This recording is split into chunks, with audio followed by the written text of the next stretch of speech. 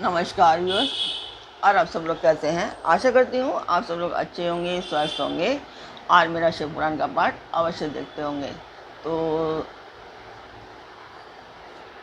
सबसे पहले चलते हैं हम कि आपने मेरा चैनल सब्सक्राइब किया या नहीं, आपने पाठ को लाइक किया या नहीं।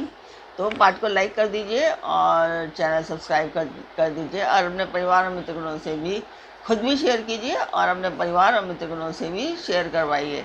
तो अब हम चलते हैं कल के पाठ पर, जो जानेंगे कि हमने कल तक कहाँ तक जाना था। तो नारद जी ने आकर के महेश्वर को सब कुछ बता दिया था डिटेल में। और फिर महेश्वर रुद्र उनको गुस्सा आया था और उन्होंने फिर रुद्र को प्रकट किया था। तो रुद्र को प्रकट करने के बाद में क्या हुआ था कि उन्होंने आज्ञा दी थी कि दक्ष की यज्ञशाला में जो अपनी पत्नियों तथा सारभूत उपकरणों के साथ बैठे हों उन सभी को जलाकर भस्म कर देने के पश्चात फिर शीघ्र आप यहीं लौट आना। तुम्हारे वहाँ जाने पर विष्णुदेव आदि देवगण भी यदि तुम्हारे सामने आ तुम्हारी सादर स्तुति करें तो भी तुम उन्हें शीघ्र आग की ज्वाला से जलाकर ही छोड़ना। वीर, वहाँ दक्ष आदि सब लोगों की पत्नी और बंधु बांधवों सहित जलाकर जो कलशों में रखे हुए सामानों का जो भी उनकी चीज़ें और जल को लीलापूर्वक पी जाना। तो फिर ब्रह्मा जी कहते हैं कि नारद, जो वैदिक मर्यादा के पालक, काल के भी शत्रु तथा सबके ईश्वर हैं, वे भगवान रुद्र रोष से लाल आंखें किए महावीर वीरभद्र से ऐसा कहकर चुप हो गए। तो कल तक यहाँ तक था। अब हम चलेंगे आज के पाठ पर।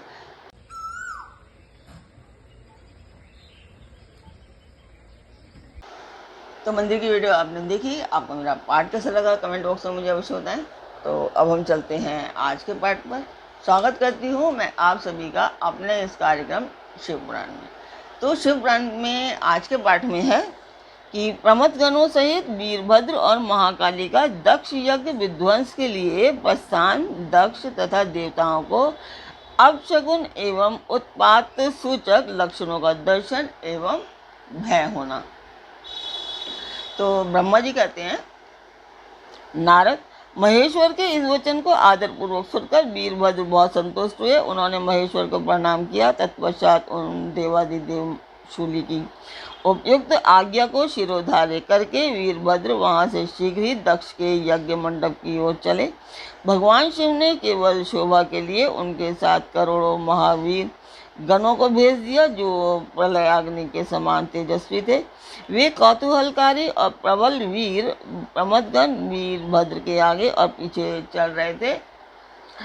काल के भी काल भगवान रुद्र के वीरभद्र सहित जो लाखों पार्षद गण थे उन सबका स्वरूप रुद्र के ही समान था।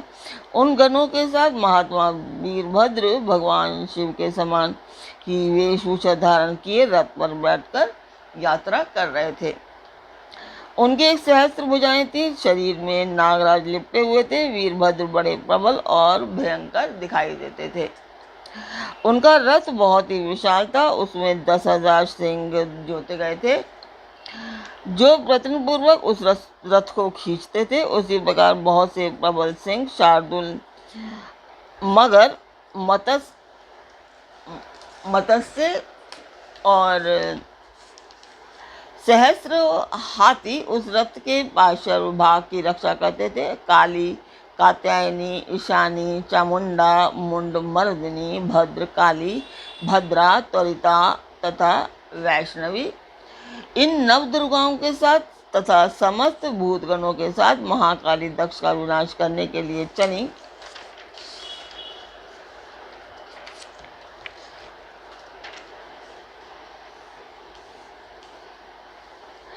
डाकिनी, शाकिनी, भूत, प्रमथ, गुहक, कुष्मांडा, परपट, चटक, ब्रह्म, राक्षस, भैरव तथा क्षेत्रपाल आदि, ये सभी वीर भगवान शिव की आज्ञा का पालन एवं दक्ष के यज्ञ का विनाश करने के लिए तुरंत चल दिए।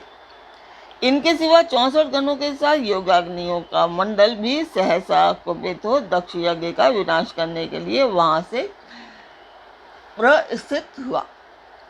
इस प्रकार कोटि कोटि गण एवं विभिन्न प्रकार के गणाधीश वीरभद्र के साथ चले। उस समय भेरियों की गंभीर ध्वनि होने लगी, नाना प्रकार के शब्द करने वाले शंख बज उठे, भिन्न भिन्न प्रकार की सींगें बजने लगी। महामुने, सेना सहित वीरभद्र की यात्रा के समय वहां बहुत से सुखद शगुन होने लगे। इस प्रकार जब प्रमथ गणों सहित वीरभद्र ने प्रस्थान किया, तब उधर दक्ष तथा देवताओं को बहुत से अशुभ लक्षण दिखाई देने लगे। देव ऋषि यज्ञ विध्वंस की सूचना देने वाले त्रिविध उत्पात प्रकट होने लगे। दक्ष की बाईं आंख, बाईं भुजा तथा बाईं जांघ भड़कने लगी। तात वाम अंगों का वह भड़कना सर्वथा अशुभ सूचक था और नाना प्रकार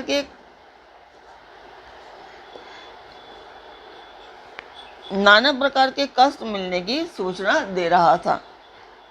उस समय दक्ष की यज्ञशाला में धरती डोलने लगी। दक्ष को दोपहर के समय दिन में ही अद्भुत तारे दिखने लगे, दिशाएं मलिन हो गई, सूर्यमंडल चितकबरा दिखने लगा, उस पर हजारों घेरे पड़ गए, जिससे वह भयंकर जान पड़ता था। बिजली और अग्नि के समान दीप्तिमान तारे टूट टूट कर गिरने लगे तथा और भी बहुत से भयानक अपशगुन होने लगे। इसी बीच में वहां आकाशवाणी प्रकट हुई, जो संपूर्ण देवताओं और विशेषतः दक्ष को अपनी बात सुनाने लगी।